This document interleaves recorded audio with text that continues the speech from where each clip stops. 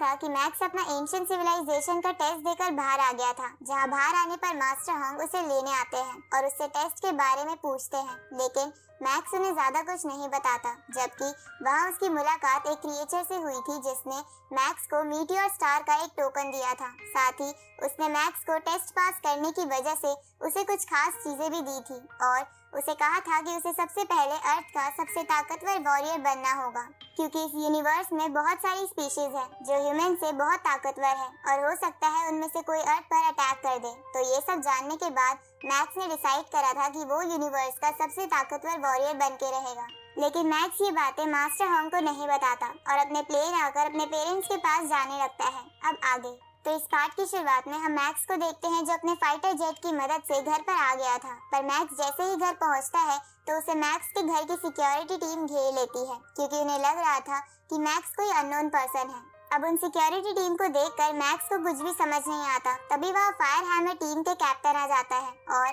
Max को वहां देखकर खुशी के मारे उसे गोद में उठा लेता है। उसी वक्त फायर हैमर टीम का वो बंदा भी आ जाता है जिसका हाथ कट गया था। तो मैक्स उन दोनों से उस सिक्योरिटी टीम के बारे में पूछता है, जिससे वो दोनों मैक्स को बताते हैं कि वो लोग मैक्स के घर की सिक्योरिटी करते हैं। इसके बाद वो मैक्स से कहते हैं कि जल्दी जाके अपनी फैमिली से मिल लो, क्योंकि तुम्हारी फैमिली तुम्हें बहुत याद करती है। ये सुन के मैक्स तुरंत ही अपने घर में चला जाता है, जहाँ मैक्स की मॉम उसे देखकर बहुत इमोशनल हो जाती है। तो मैक्स उनके पास जाकर उनसे पूछता है कि घर में इतनी सिक्योरिटी क्यों है, पर मैक्स की मॉम उसे कुछ नहीं बताती। तो मैक्स अपने फादर के रूम में चला जाता है, जहाँ मैक्स के फादर और उसका भाई मैक्स को देखकर बहुत खुश हो जाते हैं। पर मैक्स को अपने फादर की ऐसी हालत देखकर बहुत बड़ा शॉक लगता है, इसलिए वो अपने भाई से पूछता है कि ये सब क्या चल रहा है, फादर इतने बीमार कैसे हैं, जबकि मैंने तुम्हें इमरजेंसी के लिए 1000 साल पुरानी ब्लैक क्रो रूट दी थी, जिससे फादर की हेल्थ बिल्कुल ठीक रहती। ये सुन के मैक्स का भाई उसे बताता है कि ये सब लियाओ की वजह से हुआ है,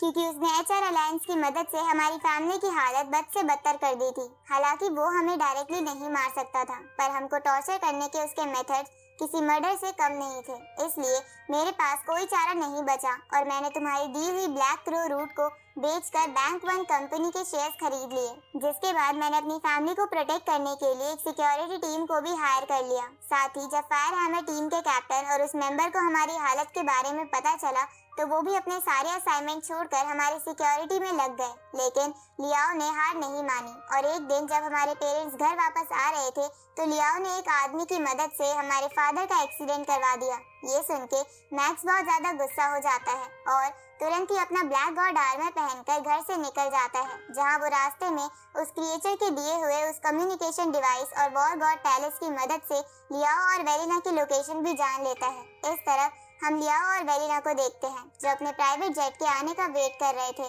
क्योंकि उन्हें पता था कि मैक्स उन्हें मारने जरूर आएगा। अब बहुत देर वेट करने के बाद भी जब उनका प्राइवेट जेट नहीं आता तो वेलिना लियाओ से पूछती है कि क्या हम किसी ऑर्डिनरी प्लेन से यहाँ से नहीं निकल सकते, जिस पर लियाओ कहता है कि नहीं, क्योंकि ऑर्डिनरी प्लेन फ्लाइंग मॉन्स्टर्स के अटैक को नहीं रोक सकता। ये सुन के वेलिना लियाओ से कहती है कि क्या तुम्हें चिंता नहीं हो रही जो आराम से ड्रिंक कर रहे हो। तो लियाओ वेलिना से बोलता है कि तुम चिंता मत करो, मुझे नहीं लगता कि मैक्स इस सिटी में हम पर हमला करने आ सकता है। अब वो दोनों थोड़ी देर तक वेट करते हैं, जहाँ थोड़ी देर बाद मैक्स उनके घर का ग्लास तोड़कर वहाँ पहुँच जाता है और अपनी हेवनली शटल से वेलिना पर अटैक करता है। लेकिन लियाओ हेवनली शटल को दूर करके वेलिना को बचा लेता है, जिसके बाद लियाओ अपना ब्लैक गॉड आर्मर ऑन करके मैक्स पर अपनी स्वॉर्ड से अटैक करने लगता है, लेकिन मैक्स उसके सभी अटैक्स को रोककर लियाओ को पीछे कर देता है। तभी वेलिना भी अपनी हील्स में लगी ब्लेड्स की मदद से मैक्स पर अटैक करती है, लेकिन मैक्स उसकी लात पकड़कर उसे पीछे कर देता है। लेकिन वो दोनों फिर से एक साथ मिलकर मैक्स पर लगातार अटैक करने लगते हैं,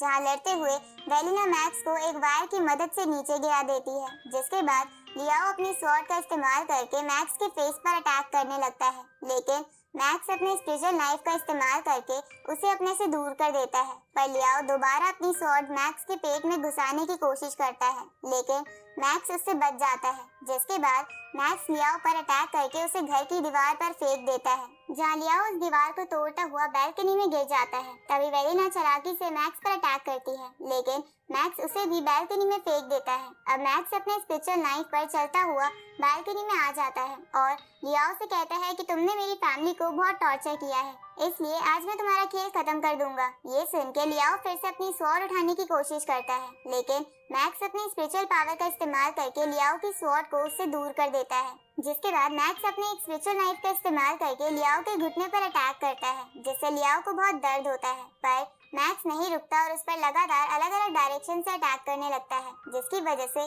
लियाओ ठीक से खड़ा भी नहीं हो पा रहा था। ये देखकर वेलिना गुस्से में मैक्स पर अटैक करती है, पर मैक्स उसके अटैक से बचकर उसे लात मार के घर के अंदर फेंक देता है। इसके बाद मैक्स लियाओ से कहता है कि तुम्हें मेरे साथ जिज्ञान हॉल चलना होगा, पर लियाओ उसकी बात नहीं मानता और अपनी स्वॉर्ड से उस पर अटैक करता है। ये देखकर मैक्स उसके अटैक से बच के उसकी हाथ की हड्डी तोड़ देता है, जिसके बाद मैक्स लियाओ को उछाल कर अलग अलग डायरेक्शन से पीटने लगता है और फिर उसे अपने गोल्डन रेड में कैद कर लेता है। इसके बाद मैक्स लियाओ को अपने स्पिरिचुअल नाइफ से मारने ही लगता है, पर तभी वेलिना घर से बाहर आकर मैक्स को एक रिमोट दिखाकर उसे कहती है कि अगर मैक्स ने लियाओ को मार दिया तो इस सिटी के 10,000 से भी ज्यादा लोग मारे जाएंगे, क्योंकि वेलिना ने HR अलायंस की बिल्डिंग के आसपास T111 नाम के बॉम्ब प्लांट कर रखे हैं, जिसका रिमोट अभी उसके हाथ में है। ये सुन के लियाओ हंसने लगता है, क्योंकि उसे पता था कि मैक्स उसे अब नहीं मार सकता। इधर मैक्स भी उलझन में पड़ गया था। तभी वेलिना मैक्स से कहती है कि क्या तुम अपने बदले के लिए इतने लोगों की जान दांव पर लगा दोगे। ये सुन के मैक्स को विजन आने लगते हैं, जिसमें वो सोचने लगता है कि वो अब क्या फैसला ले। उसी वक्त वहाँ एल्डर जू आ जाते हैं, जिन्हें देखकर वो तीनों ही हैरान हो जाते हैं। अब एल्डर जू उन तीनों से कहते हैं कि हमारे ड्रोन्स ने यहाँ हलचल डिटेक्ट की थी, इसलिए मैं यहाँ आया हूँ, तो कोई मुझे बताएगा कि तुम सब यहाँ लड़ क्यों रहे हो। ये सुन के मैक्स एल्डर जू से कहता है कि वेलिना ने HR अलायंस के आसपास बॉम्ब प्लांट कर रखा है और वो मुझे लोगों को मारने की धमकी दे रही थी, जिस पर वेलिना कहती है कि मेरे पास कोई और चारा नहीं था, क्योंकि मैक्स मेरे हस्बैंड को मारना चाहता था। तो मैक्स कहता है कि वो तो मैं करूंगा ही, क्योंकि लियाओ ने मेरी फैमिली को बहुत टॉर्चर किया है। जिस पर वेलिना एल्डर जू से कहती है कि अगर इसने ऐसा किया तो मैं बॉम्ब का बटन दबा दूंगी। ये सुन के मैक्स को गुस्सा आ जाता है, तो एल्डर जू उसे शांत करा देते हैं और कहते हैं कि वॉर गॉड पैलेस का ये रूल है कि एक वॉरियर दूसरे को नहीं मार सकता, इसलिए अगर तुमने लियाओ को मारा तो तुम वो रूल तोड़ दोगे। ऊपर से इसकी वजह से कई लोगों की जान चली जाएगी, तो क्या तुम्हारे लिए ये वर्थ इट होगा।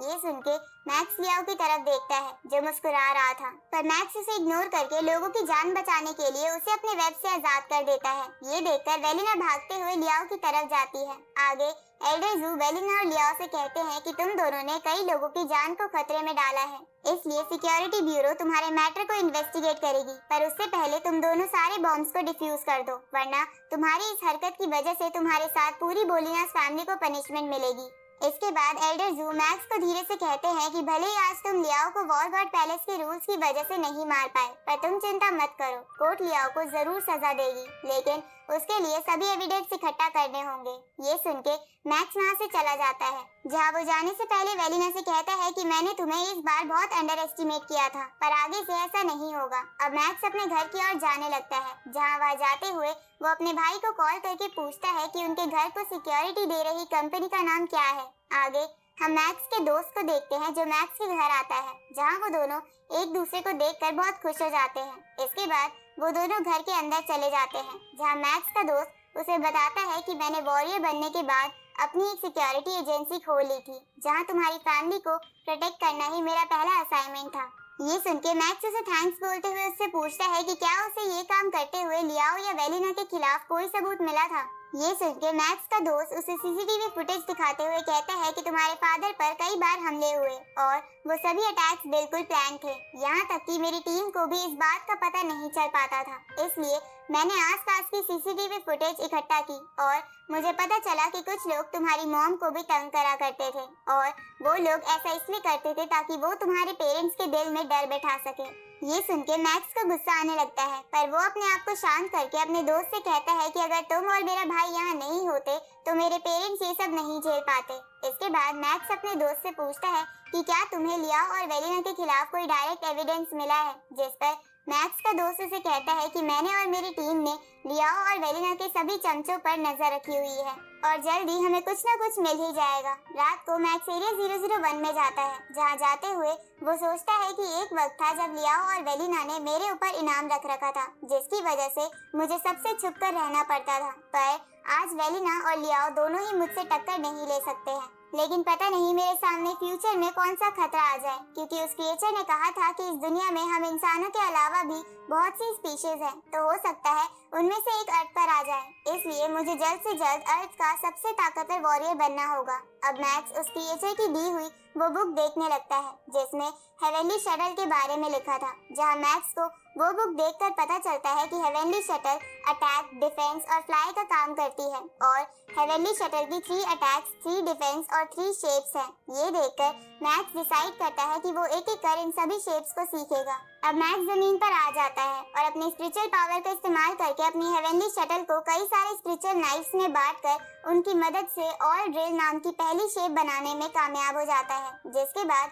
मैक्स उसकी मदद से सिटी के मॉन्स्टर्स पर अटैक करता है। इधर हम सभी एल्डर्स को देखते हैं जो मैक्स की सभी फुटेजेस को देखकर उसकी पावर को एनालाइज कर रहे थे। तभी एग्जामिनर सबसे कहते हैं कि मैक्स स्पिरिचुअल पावर में वॉर गॉड लेवल के पीक पर पहुंच चुका है, क्योंकि वो 16 फ्लाइंग नाइफ्स को कंट्रोल कर सकता है, जहां एक फ्लाइंग नाइफ की स्ट्रेंथ लगभग 5,20,000 से 5,60,000 किलोग्राम तक होती है, जिसकी वजह से मैक्स के फ्लाइंग नाइफ्स की टोटल स्ट्रेंथ 8 से 9 बिलियन किलोग्राम है। ये सुन के एल्डर व्लादिमीर कहते हैं कि तब तो मैक्स जल्द ही वॉर गॉड लेवल को सरपास कर लेगा। तभी एल्डर जू बोलते हैं कि मेरे पास एक सजेशन है। अगली रात हम मैक्स को देखते हैं जहां ईवा उसे कॉल करती है, क्योंकि वो उसके घर के सामने आ गई थी, जिसे जानकर मैक्स भागता हुआ ईवा के पास जाता है, जहां ईवा मैक्स को देखकर रोते हुए उसे गले लगा लेती है। तो मैक्स ईवा से सभी चीजों के लिए माफी मांगता है, क्योंकि मैक्स के ना होने की वजह से ईवा हर समय रोती रहती थी। अब मैक्स ईवा को लेके अपनी फाइटर जेट की मदद से आसमान में चले जाते हैं, जिसके बाद वो दोनों आसमान का सुंदर नजारा देखने लगते हैं। जिसके बाद ईवा मैक्स से कहती है कि तुम मुझसे प्रॉमिस करो कि तुम जब भी किसी डेंजरस काम के लिए जाओगे तो मुझे सब कुछ पहले ही बता दोगे।